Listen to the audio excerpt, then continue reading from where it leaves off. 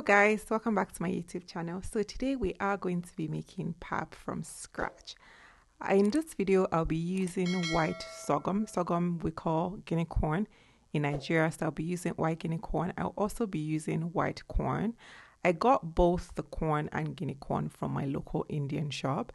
So definitely explore. If you have a well-stocked Nigerian food store, that will be the first place to check for corn and Guinea corn. And then if you don't have access to a Nigerian food store, I will check Amazon or anywhere like that. So I'm adding water into this mix. You want to use non-chlorinated water, so you can either get water from your fridge or you can buy water that is distilled in the bottle and use it for fermentation. Usually you want to use untreated water for fermentation because, you just need like a really good environment for the microbes to grow. So I'm just going in and doing a mix. I like small containers, as you can see. I should have used a bigger container for this fermentation. But anyways, I'm just going in just to mix everything in, just to make sure that the things at the bottom do get access to water. Once everything is well mixed, I'm just going to set this aside for about 7 days. I know that a lot of people will say, why 7 days? Well, I live somewhere really, really cold. And the colder you are, the harder it is for fermentation to occur. So it just naturally would take longer. And then after the 7 days of letting this sit in my pantry, and so again, you don't want to put it in like a garage that is cold, right? You want to put it in a place that has like neutral temperature, not excessively warm, but not cold for sure. So you can kind of see it's fermented. You can see like the bubbles at the top. We're going to be blending today, so you can use a sieve bag like I'm holding here. I got this particular sieve bag from Nigeria. You can also use I can't remember what these things are called, right? I think it's just a sieve. I got this one from Dollarama. I find the holes in this one a lot bigger than usual, so I usually would prefer to use like a sieve bag. Something else that you can use is a cheesecloth like this, or you can go on Amazon and actually find milk bags is what they're called. I will link to them as much as possible. So I'm blending. To blend, I'm just going to add in the fermented corn into my blender, and then I am going to add some water just to loosen it up, because you don't want the paste to be thick in the blender. You really want it to be as watery as possible. So I'm just adding a bunch to the blender, and then I'm going to add in water. Remember, you also want the pap to continue to ferment, so don't use treated water in this process as well. But I mean, if the pap is fermented enough for you, like if it's corn, like you can just use any kind of water, just because it's gone through that first fermentation. Anyways, I want this to be as smooth as possible, and I'm going to repeat this process a few times. If you've ever made pap in Nigeria, you take the corn to like the commercial grinder, and then they'll grind it for you. You take it home and you do the process. But I mean, I don't have a commercial grinder, so I'm just using my blender. I'm just using my trusted Blendtec. So this process is going to take, a few, I think I had to go through this process like 4 or 5 times just to make sure that everything was blended.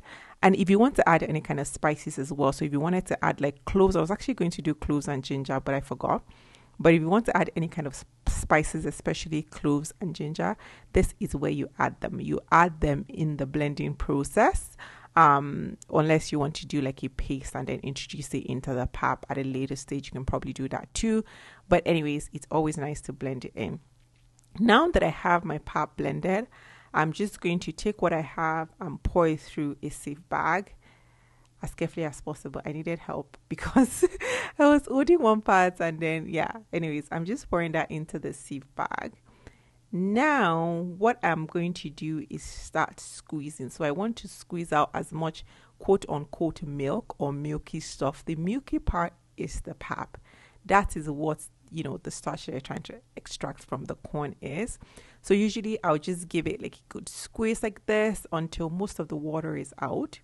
Now, this is where things get interesting. You can't just like do this and say, well, all the water is out, so I'm done. You're really not done, right? Because most of the corn that you have blended or the chaff that is inside is still really milky.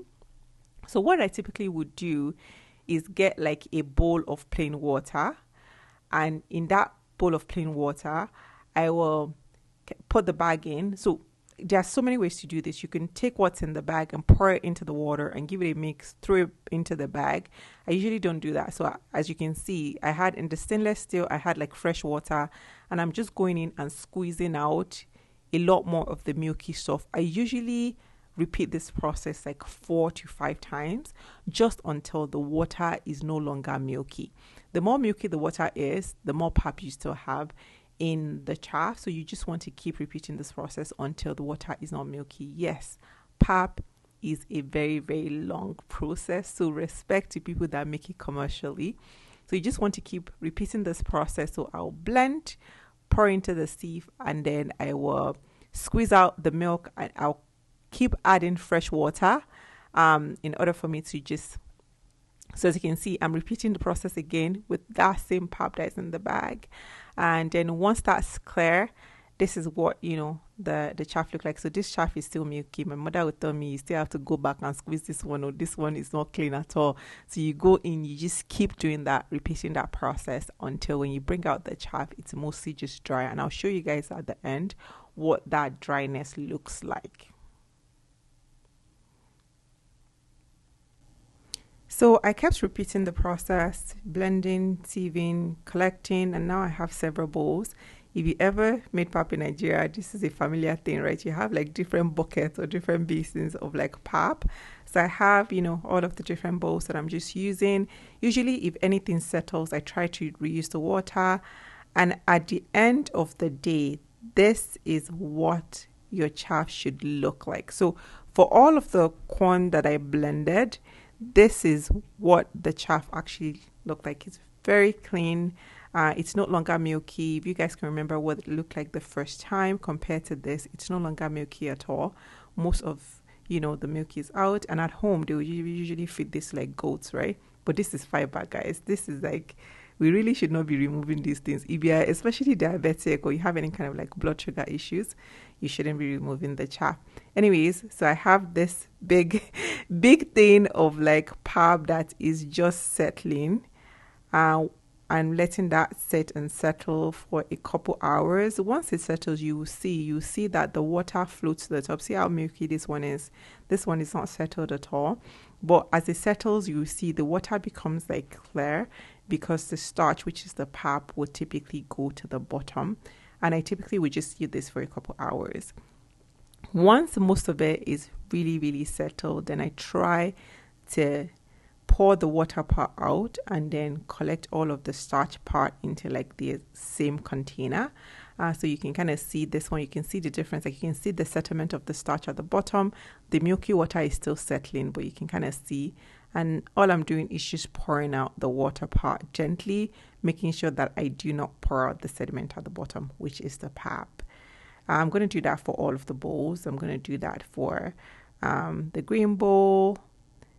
Just adding everything in and continuing my process of like having it settle, removing the water at the top. And this is where we are after resting everything overnight. So I collected everything into this single container, and after resting it overnight, so our pap is done, and you can kind of see the separation of like the pap and the water. So this water is actually called omidun in Yoruba, and it's used for a lot of things like gastrointestinal issues, belly aches, and things like that. So you can actually just drink this straight up. It's really delicious. But yeah, the pap is here. If you want your pap to be like a lot thicker, like you want it like a mass, babe, that's the right word, right? The solid. Right. Yes, okay. I was not a science student, so excuse me. But if you want it to be thicker, you can actually take like this bottom part and pour it into a sack bag, and then just continue to let out the water.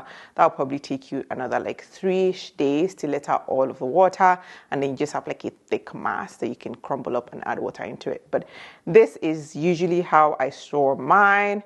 I'm just going to like leave it in this container for a couple days, and after that I will just transfer this bottom part into a bowl and put it in the fridge, and that's going to last me the rest of the year. But yeah, that, ladies and gentlemen, is how you make pap. It smells, somebody sent me a message and was like, how do you do this in your house? Isn't it stinky? I think because we live like somewhere kind of cold, it doesn't ferment as fast. So it's not like as kind of like stinky as it would be in Nigeria. But I think if you're worried about the smell, my kids are very sensitive. So if it was smelling like really bad, they would have said something. But if you're kind of worried about the smell, I would say that you might want to make yours in the summertime. That way you can do most of like the fermentation and the processing outside and then just bring in the finished product. But yeah, that is pap.